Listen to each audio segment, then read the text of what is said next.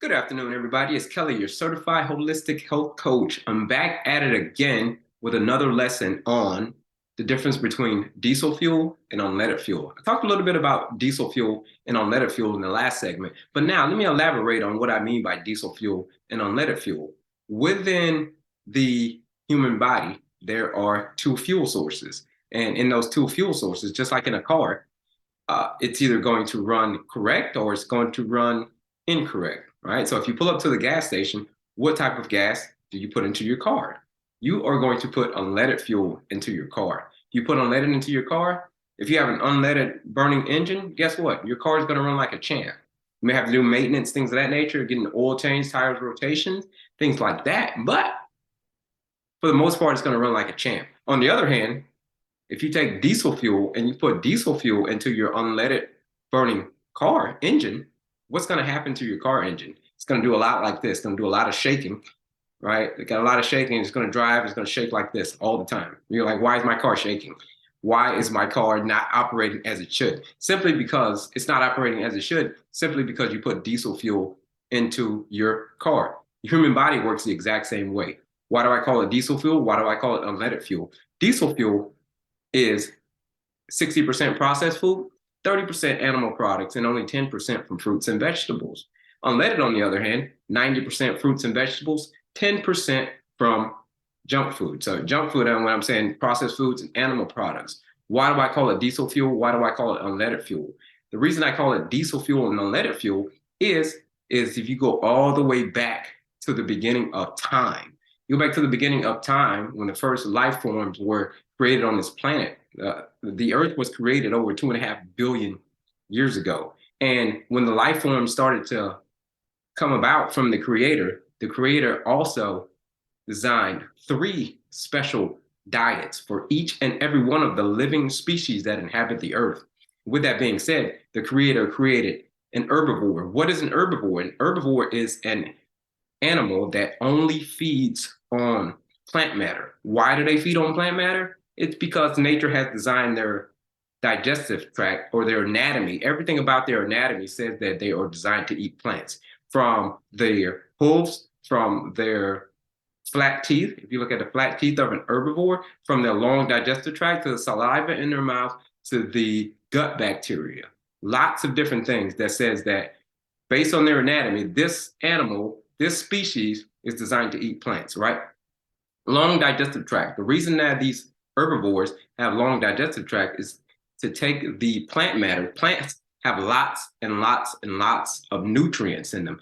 You take those nutrients, it has to take a long time to be able to digest those nutrients and put it within the rest of your body so your body can use it, the nutrients as they should. So that's where you have a long digestive tract. It's about 12 times the length of your spine.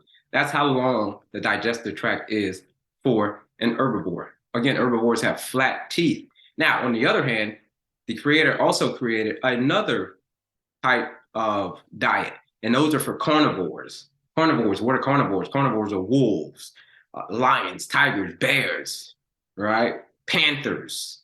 These animals are built by Mother Nature herself to eat the flesh, the raw flesh of other animals, right? Mother Nature gave these animals the sharp teeth. Their teeth go up and down with very, very short teeth, with very sharp teeth, with very, very distinctive movement going up and down, lots of jaw pressure, and a very, very short digestive tract. It's not 12 times the length of their spine. It only goes about, in actuality, it goes less than 12 feet. Depends on the type of animal, depends on the type of carnivore that it is. But typically, sometimes even less than 10 feet. The reason that these carnivores have very short digestive tracts is because if you ever left a piece of meat out on the, let's say you left it out and on an uncooked raw piece of meat, you take it and you leave it out for a few days. You come back a few days later, what's going to happen? Come back and it's just going to smell awful. The reason that it smells awful is because it's rotting flesh. So Mother Nature knows that carnivores eat raw flesh and it's going to rot. So with that being said, if it's going to rot, Mother Nature says this, I'm going to make a very short digestive tract for this animal so it can quickly get the rotting flesh out of its body so it does not damage the animal. And finally, omnivore. Mother Nature has designed omnivores. Omnivores can eat plants or they can eat animal flesh, the raw animal flesh from another animal. These are animals like warthogs, bears, dogs. They say dogs have evolved, to be domesticated. So dogs are, a little bit different now because they've been domesticated, right? But naturally, they will be omnivores. So Mother Nature designed omnivores to be able to eat the raw flesh or to eat plant matter, right? This is how Mother Nature designed that. Their digestive tract, their everything about an omnivore says that you are designed to handle both animal flesh. You can also eat plants as well. This is what Mother Nature has perfectly designed. So those are the three special diets: herbivore, omnivore, carnivore, right? Where do human beings fall in that? Everybody says that human beings are omnivores, but not in actual reality. In actual reality, human beings, based on our human anatomy, we are 100% plant eaters. There is no denying it. If you look at my flat teeth, if you look at my fingers, I don't have claws, I have fingers. And if you look at my long digestive tract, if you take me and you take all of my guts out right now, it'd probably go to about 30 feet. It'd go 12 times the length of my spine. That's how far my digestive tract goes. It goes that far so I can digest plant matter, broccoli, lettuce, tomatoes, whole grains, nuts, seeds. These are the fruits, vegetables. These are the natural diet of a human being. Animal flesh is not the natural diet for a human being. Again, Mother Nature has perfectly designed this planet for three specific special diets: herbivore, omnivore, and carnivore.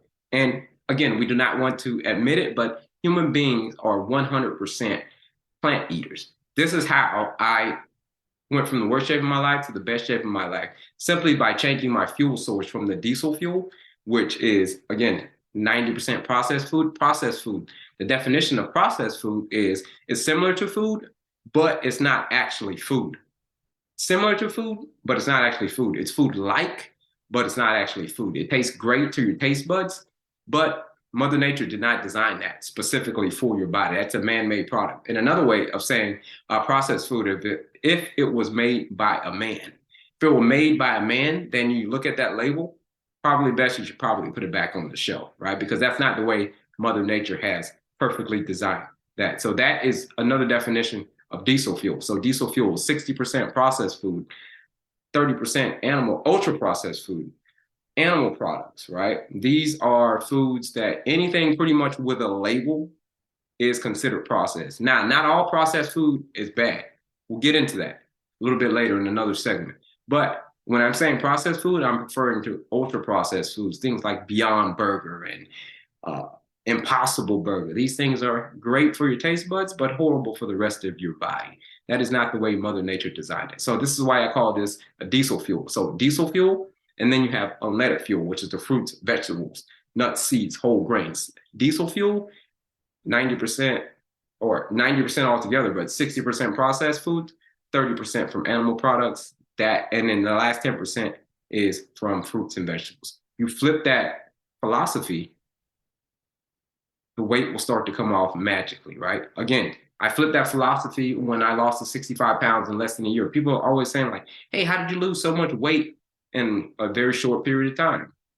The number one thing is I was determined. And then the second thing is the main thing is I went from the diesel fuel to the unleaded fuel, right? I didn't change anything about myself. I didn't change my workouts. I didn't change anything. And guess what happened? I lost 65 pounds, right? Again, I was more focused. I was more determined.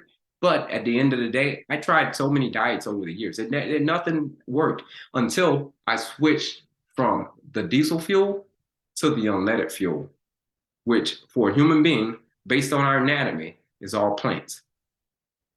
So if you want to know more information, follow me at Kelly at onedeterminedvegan.com. That's my email address. Or you can go to onedeterminedvegan.com.